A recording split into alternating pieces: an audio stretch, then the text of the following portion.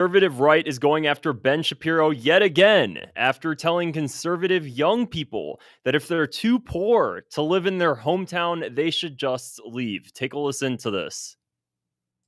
If you're a young person and you can't afford to live here, then maybe you should not live here. I mean, that is a real thing. Yeah, I know that we've now grown up in a society that says that you deserve to live where you grew up, but the reality is that the history of America is almost literally the opposite of that. The history of America is you go to a place where there is opportunity. And if the opportunities are limited here and they're not changing, then you really should try to think about other places where you have better opportunities. So there you go. If you can't live next to your family, if you're too poor, if you can't find a job, F you, just go wherever you can go. Don't stay here. Don't stay in your hometown. You don't have a right to live there. You just have to go to where you can afford to. So clearly, a lot of people don't like this sort of rhetoric. And also, a lot of people are calling out Ben's hypocrisy. So I'm going to show you a few videos here. This is just coming from X. On his podcast, Ben Shapiro advised young people unable to afford high-cost cities like New York to relocate. And Nick Fuentes goes ahead and says Shapiro takes a break from crying about the Tucker cost to tell young people that they aren't entitled to affordable housing. And they wonder why they're so unpopular. It's already over for the Israel First GOP. What's so interesting here is that Ben Shapiro believes that young people aren't entitled to stay in their hometown, yet Americans are required to fund Israeli Jews and make sure that their country stays alive, and that's something that they're entitled to. So even though Israel couldn't survive without the United States, for some reason, Israel's entitled to survive, while Americans are not allowed to survive in their land, on their hometown. They have to leave. Then why don't Israeli Jews have to leave if they can't survive without the United States? Apparently for Ben, though, that's anti-Semitic. It only works when he tells other people to do it, but when it has to do with him or his people, absolutely not. That's not fair. That's not how it works. That's not how it works for Ben Shapiro. So there we go. Again, if Israel cannot afford to exist in the Middle East without financial aid from America, then perhaps Jews should not live there. And you have another individual saying something pretty similar. Take a listen to what this guy had to say. He seems pretty upset as well. If you're a young person and you can't afford to live here, then maybe you should not live here. I mean, that is a real thing. Yeah, I know that we've now grown up in a society that says that you deserve to live where you grew up, but the reality is that the history of America... Hold on. I don't deserve to live where I grew up. I don't know the right to live where I grew up. But Ben and his kind, they have a right to live in Jerusalem, and I have to pay for it. This is why you're losing your market share to people like us, Ben. And I want you to know this. We're not just coming for your viewership. We're coming for all of it. We're gonna eat your entire market share. I'm not done making videos. I'm not done making clips. I'm not done making posts until there is nothing left of the Daily Wire. This is my home. You can keep your 50-year mortgage. You can keep your fake fucking money. This is my home. Are you willing to die for your house in the Hamptons, Ben? Are you willing to die for your apartment in Manhattan? Because guess what? I am. So yes, Ben, I do have a right to live where I was born. You can tell a lot of people are pretty frustrated. And what's so interesting is that there are new clips, or I guess old clips, resurfacing of Tucker Carlson with Ben Shapiro being interviewed. And this is what Tucker Carlson had to say would eventually lead to socialism. If things are too unaffordable in America, you're going to see disenfranchised young people turn to socialism. And Tucker Carlson called that out about 7 years ago. Take a listen to this clip here. If the goal is preserving the family as the core building block of any successful society, and it's got to be that goal, because it has all kinds of effects that we want, and it's just inherently good. I don't need to explain it, but I could. But the point is, if that's the goal, what are you doing about it? If you wake up one morning and you find yourself in a society where 23-year-olds with 4-year college degrees and like initiative who aren't smoking weed every day, if they can't make enough to buy a car, much less a home, much less get married, much less have children, then why should you be surprised when half of them say they prefer socialism? So It's not just, of course, Tucker that's thinking this. It seems pretty obvious. Anybody that actually takes a moment and sets aside their biases and looks at the situation, if things become too expensive for the younger generation who never had an opportunity to own anything, then clearly they're going to feel like they're in a failed system. So they're going to turn to other means, to other sort of ideologies. That's pretty obvious. Peter Thiel, actually, another resurfaced email came out that Peter Thiel sent back in 2020, and he basically touches on this 100%. I'm not a fan of Peter Thiel, but the email is going viral again. There are many themes that could be developed. More here. Let me make a few quick points now. And Peter Thiel was sending this to Mark Zuckerberg, among a few others. Nick, I certainly would not suggest that our policy should be to embrace millennial attitudes unreflectively. I would be the last person to advocate for socialism, but when 70% of millennials say they are pro-socialists, we need to do better than simply dismiss them by saying that they are stupid or entitled or brainwashed. We should try to understand why. And from the perspective of a broken generational compact, there seems to be a pretty straightforward answer to me, namely that when one has too much student debt, or if housing is too unaffordable, then one will have negative capital for a long time and or find it very difficult to start accumulating capital in the form of real estate. And if one has no stake in the capitalist system, then one may well turn against it. It seems pretty obvious. For some reason, Peter Thiel's email he sent was like some newfound aha moment for so many people, as if it isn't pretty damn obvious that if people feel disenfranchised, especially young people, they're going to be turning to different means. Zohran Mamdani, people look at this guy and say, like Zohran Mamdani, he's coming forward with new ideas. He's not coming forward with new ideas. He's coming forward, and he won so many votes because so many people voted for him because they felt like the current system failed them. Now, whether or not I agree or you agree with his policies, you have to put that aside and wonder, why are his policies even popular right now? Everything is too damn expensive. And Donald Trump pushing forward 50-year mortgage plans that are going to double the interest in the long term for the same damn property isn't going to be the solution. I read just recently today that Donald Trump now is also planning on extending car payments and to 15 years. This doesn't fix the problem. The problem is that what you're doing when you do this is putting people, they're basically debt slaves for life. From their existence to when they start to try to own anything, they're going to be in debt their entire damn life. And that's supposed to feel freeing. You feel like a slave when you have to pay all of these monthly payments consistently, and then you look back at how much you owe and you realize the number hasn't changed because of the damn interest. You start to feel like a slave. And over time, I really don't know how America is going to get out of this without major reform. The national debt now is $38 trillion. I bring up the national debt a lot because ultimately it really does go back to this. If America's in debt, and America's in so much debt, how do we expect young people to not be and to make right financial choices when our own government doesn't even know how to? So I do want to play another clip now of Tucker Carlson being asked by Ben Shapiro, if we have new technologies coming forward that would take many American jobs away, what do you think we should do with that technology, particularly when it comes to automated vehicles? And Tucker's response here is also getting a lot of attention. People think he really killed it with this one. So take a listen to this clip here.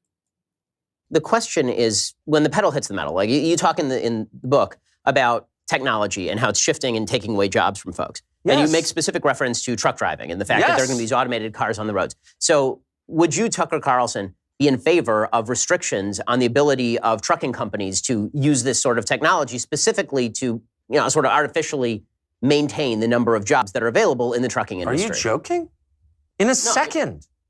In other words, if I were president, when I say to DOT, to Department of Transportation, we're not letting driverless trucks on the road, period. Why? Really simple.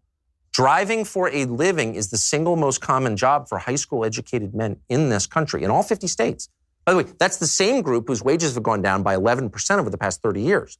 The social cost of eliminating their jobs in a 10-year span, 5-year span, 30-year span is so high that it's not sustainable. So the greater good is protecting your citizens from, look, capitalism is the best economic system I can think of, I think that anyone's ever thought of, but that doesn't mean that it's a religion and everything about it is good. No, but there's no Nicene Creed of capitalism that I have to buy into. What I care about is living in a country where, decent people can live happy lives, actually. And so, no, I would say immediately, no, are you joking? And I maybe would make up some pretext for public consumption, like, oh, they're dangerous. The technology is not quite finessed. No. But the truth would be, I don't want to put 10 million men out of work because you're going to have 10 million dead families, and the cascading effect from that will wreck your country. Ben Shapiro, because he's so, he really just doesn't care about Americans or how they feel financially, because it really doesn't matter to him. He's shocked by Tucker even considering the fact that, you should probably worry about other people. I know it's something that's really not that just doesn't come naturally for you, but maybe you should consider the fact that when Americans in general feel fulfilled and feel that they are free and that they're not choked by debt slavery, it benefits everybody. It's very difficult for somebody that is like Ben to actually understand that. So I want to show you a few more comments here of just some of the criticism. I've never understood who Ben Shapiro appeals to. He's not thoughtful. He's not courageous. He's not funny. His style is patronizing. Who's the exact audience that's relating to him? You do not deserve to live where you grew up. Whatever this is, I'm not that. Coming from a Zionist, the phrase, you do not deserve to live where you grow up, is as rich as it gets. Because apparently Zionists and Israelis are pretty good at telling people that they can't live on their land. They love doing that. I think that it's like a fetish to them. Like, you can't live there. That's mine now. And they start to salivate. I genuinely think that's an issue for them. I don't know what derangement is going on there, but apparently the idea of kicking people off their homeland turns them on a little bit. So Ben Shapiro went on the podcast to tell Americans they don't deserve to live where they grow up. Is the irony lost on anybody that this is coming from a Jewish Zionist who says that if Israel gets in any trouble, America has to go and defend them? And this is, it seems like it's a clip from Nick Fuentes here. The deliberate misrepresentation of what Ben said on our show is just one more example of how much of a sewer X has unfortunately become.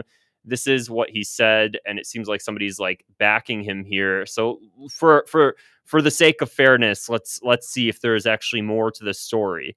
Let's just go ahead and play this here. To the other, because people don't want to learn the actual lesson, which is affordability is not like Beetlejuice, where if you just say it over and over, it suddenly arrives. You actually have to pursue policies that are likely to alleviate an affordability problem. But if your solution is always give me more power, and it does seem like that is the solution of the day from both sides, actually, then you're likely to just continue penduluming one side to the other. Because people don't want to learn the actual lesson, which is if you actually want affordability, then either you have to change policies or change locations. Those are really the only two things. And also, I think more broadly, it's not about affordability. We have trained an entire generation of people to believe that if their lives are not what they want them to be, it's the fault of systems, as opposed to decisions that are in their own control. And politicians absolutely have a stake in selling that. A lot of people in our industry have a stake in selling that. It makes people feel good about themselves and bad about the world. And the reality is, if you want a better life, you should feel better about the world and worse about yourself until you actually, go do the right things. I broadly, generally speaking, as a matter of principle, agree with you, but... Okay, let's just stop right there. I'm going to be honest. I watched the whole clip. It really doesn't make things any better at all. Okay, cool. So it comes down to politics or where you live. So go get the hell out of there if you don't like the politics. Ultimately, that's not the way how it works, considering that prior to Zohran Mamdani being elected, affordability has been an issue. It's still an issue. It's going to continue to be an issue because everything's so damn expensive. But for Ben Shapiro, obviously, he's just basically blaming it on everybody else. If you grow up today as a young man or a young woman, and you're looking for a job, getting out of job and getting a college degree, it doesn't even matter. It's the very bare minimum. And you'll find people with very high, with full college degrees, engineering students fresh out of college, and they're still struggling to find a job. Okay, I have a full degree in biological sciences. Here I am. I'm doing a podcast. Clearly didn't get a job with my degree. things are too damn expensive, and telling somebody they have to leave the home and the town they grew up in it's ridiculous. I genuinely, I really hope somebody just confronts him and says maybe Israel shouldn't exist if it depends on American taxpayer dollars. Because then he's going to give some skewed up reason as to why it doesn't count for Israel. Just like, actually, some of you guys might have seen the recent podcast that he also did with with a few African Americans, and he was basically telling them, reparations just aren't good. It really doesn't benefit anybody. And then one of the guys looks at him and says, "What are you talking about? Don't Jewish people get reparations from Germany?"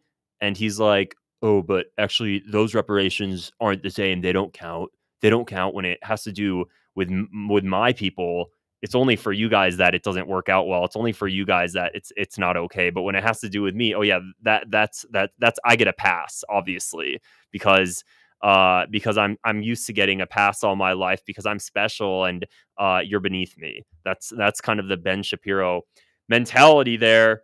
So people are waking up to this BS.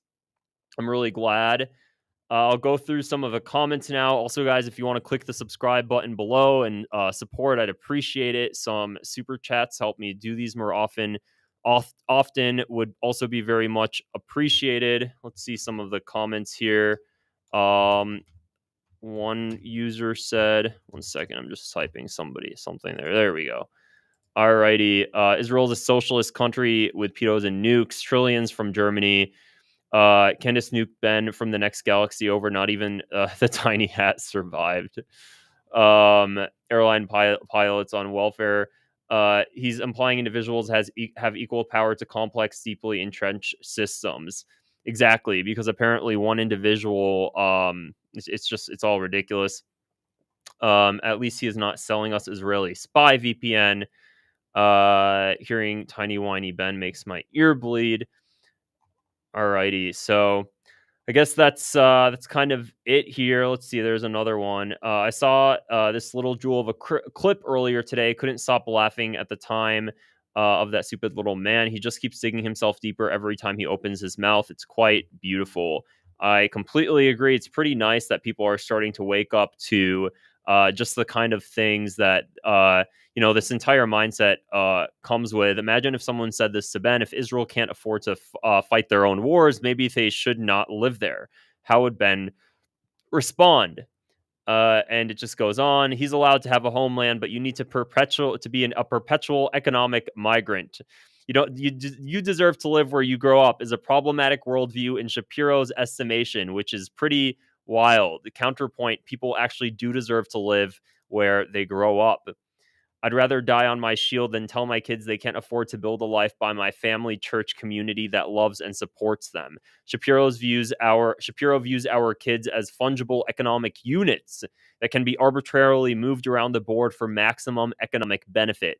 Doesn't apply to his kids, of course, just ours. I think that really does sum it up exactly, especially how a lot of people feel. You have to realize, this is X, and it's coming from a lot of conservative voices as well. So seeing the splintering on the right, because you're hearing this whiny, selfish elitists come forward and tell you, you don't deserve that, although I do.